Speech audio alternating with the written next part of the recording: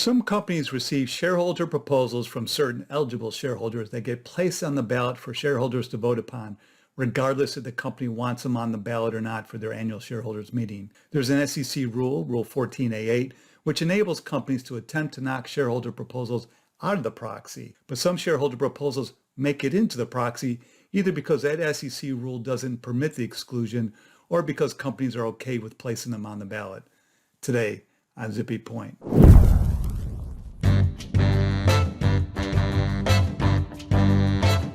I'm Brock Romack, and I'm a big fan of yous. Some companies are lucky and rarely get proposals from shareholders. Some get at least a dozen each and every year. It depends to some degree on what industry you're in. Is it an industry that gets a lot of notoriety, an industry that gets a lot of attention? It also depends on how big a company you are. The bigger the company, the bigger the target on your back. I'm not saying that shareholder proposals are a bad thing. It's a corporate governance tool that people can use to effectuate real change in a company's behavior and society at large. Much good has come from these over the years, and the shareholder proposal process has really brought about wonderful change in many elements of our society. But for the corporate secretary, the in-house lawyer, they do wind up being more work at a time when you're really, really busy. And some proposals are truly off the wall. In the old days, I remember occasionally a company would receive a proposal literally written in crayon. You don't have to own much stock to be eligible to submit a shareholder proposal to a company. Anyway, this Vid-Guide isn't about the no action letter process that the SEC staff uses under Rule 14A8. It's about what happens after that, if the company bothers to contest the submission of a shareholder proposal at all. This Vid-Guide is about the things that you might need to include in your proxy about shareholder proposals, the proposals you receive for this proxy season, and the deadline by which shareholders must submit proposals for next proxy season. Deadline for next year. The deadline for shareholders to submit shareholder proposals for next year is one thing that all companies must include in their proxy. So even if you don't have any shareholder proposals, you will at least have this one item in your proxy each and every year. So you're disclosing the specific date and time for the deadline, as well as the place where shareholder proposals should be sent, the address. It's smart to mention that the proposals be submitted in writing and that they should comply with the SEC's Rule 14A8.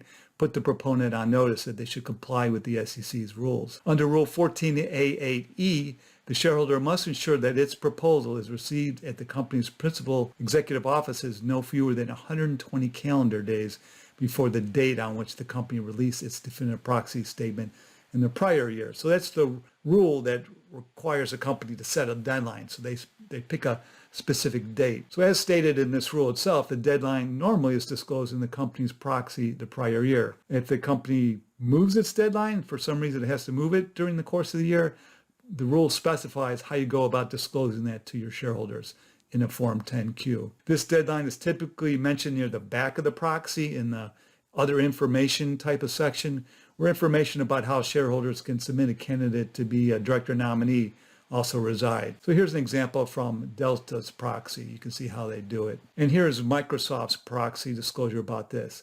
I think what they do here, it's smart to warn shareholders clearly, as rules of the SEC make clear, simply submitting a proposal does not guarantee that will be included. As you can see, Microsoft also allows shareholders to submit proposals by email in addition to postal mail.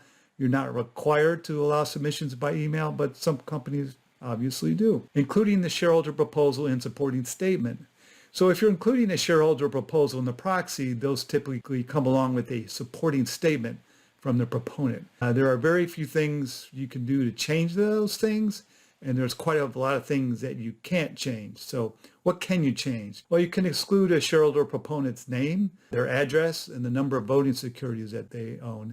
So they're not included in your proxy, as long as the company includes a statement that it will provide this information to any shareholder who requests it promptly upon receiving an oral or written request. This is all laid out in the CorpFin staff's Staff Legal Bulletin 14C, which notes that Rule 14A8L is a self-executing provision. So here's an example from Alphabet's proxy, saying that names, etc., will be provided upon request. And here's an example from Amazon's proxy. Note that you're allowed to exclude this information, but you're not required to exclude it. Some companies include the name of the proponent in the proxy. It might help guide shareholders that are voting on the shareholder proposal about whether they want to support it or not. So here we have, for example, Delta's proxy disclosure about this. They do include the name of the proponent and the fact that that proponent met the requisite ownership thresholds under the rule, and whether the proponent intends to have a representative at the annual meeting, which Rule 14A8H requires them to do so that they can present their proposal at the meeting. So all this disclosure that Delta has is not required. This is something that they want to include. So in contrast, here's Microsoft Proxy, which is providing the bare minimum, just noting, well, actually, this is more than the bare minimum. The bare minimum is saying nothing. But here, Microsoft has 1 cent saying a shareholder submitted this. You could just go ahead and launch into the proposal and not even have an introduction. Sometimes a proposal submitted by a proponent doesn't quite fit the formatting that you use for your proxy. And so as long as you're not changing any wording in the actual shareholder proposal or the supporting statement, you should be okay to change the formatting so that it fits your style. All right, what can't you change? You can't change the proposal's title. You must use exactly the title that the shareholder proposal has on it. If the proposal has a title, sometimes they're submitted without a title, and that's fine. And you can't change the language, the wording in the shareholder proposal and in the supporting statement itself. You need to include that verbatim, unless you have challenged some of the language in it during the Rule 1488 no action letter process, and the CorpFin staff has granted you some relief, granted you the authority to change some of the language.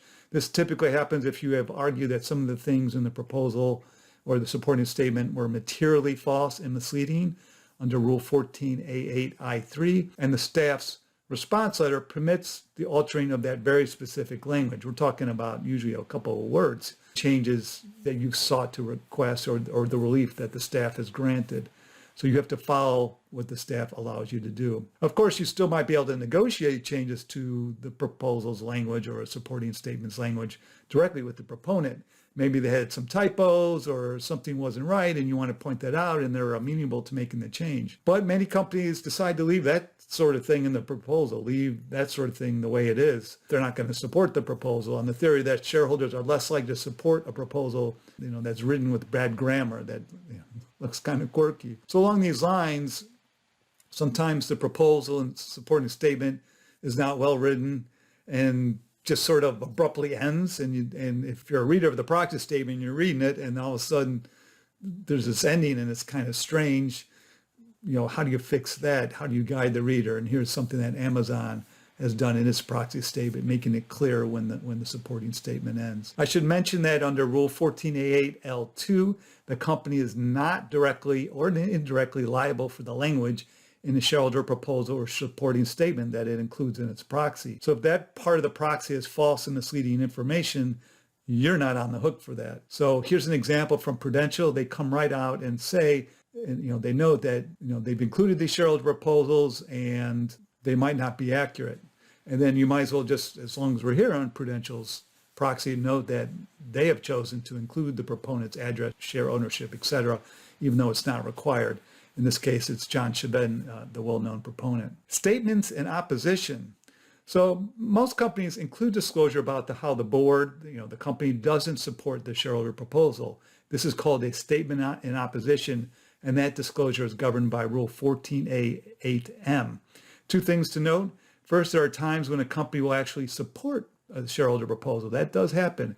If so, they might include a statement in support rather than a statement in opposition. But maybe they'll just note that they advise that the board supports it. They recommend a vote for the shareholder proposal, and they don't bother including a statement in support. That's okay to do too. Rule 14A8M simply governs what you must do if you include a statement in opposition. It doesn't require you to include a statement in opposition. So the second thing to note is that these are not required, but most companies include them in order to tell their side of the story. Okay, so what are the parameters here? Length. Unlike the 500-word limit imposed on shareholder proposals under Rule 14A8D, the length of your statements in opposition is not limited. You can go hog wild. Of course, if it's too lengthy, that's not a good thing. Quantity does not beat quality when it comes to persuading shareholders to vote your way. Veracity. Obviously, you don't want your statement to be misleading. You're not on the hook for what the proponent has said in their proposal and supporting statement, but you are on the hook for your own disclosure here. You can't have misleading disclosure. That would be a proxy rule 14A9 violation. Sending an advance copy of your statement to the proponent. Here's the part that's a pain. Under Rule 14A8M3, you must send a copy of your statement in opposition, a draft disclosure, to the proponent not later than 30 calendar days prior to the date that you intend to file your definitive proxy statement. 30 calendar days. That's a long time before your proxy is finished and ready to go. So a common problem arises that the CorpFin staff might not have ruled yet on your no action request, your Rule 14A8 no action request. So you don't know whether the proposal is excludable 30 days out from your print and mail time. The staff gets so busy during this time of year. If you're one of those companies that has a calendar year fiscal year end, so you're in the heart of proxy season, and this is when the staff is working overtime to process all the requests that they get. So here the staff's position is that companies must still provide the proponent with an advance copy of the draft statement of opposition, the draft disclosure that the company would use if the staff winds up denying the company's no action request. So you have to draft your statement in opposition even though you might not have to use it. So then you're required to send this statement in opposition along with any introduction language. You don't need to send other parts of the proxy. You don't need to send the entire draft proxy to the proponent, just the statement in opposition. You don't want to send them other parts of the proxy, just the statement in opposition. Sometimes the proponent is required to revise their proposal based on how the CorpFin staff rules on a no action letter request. The response doesn't allow exclusion of the shareholder proposal, but might require the proponent to revise part of its proposal to be includable.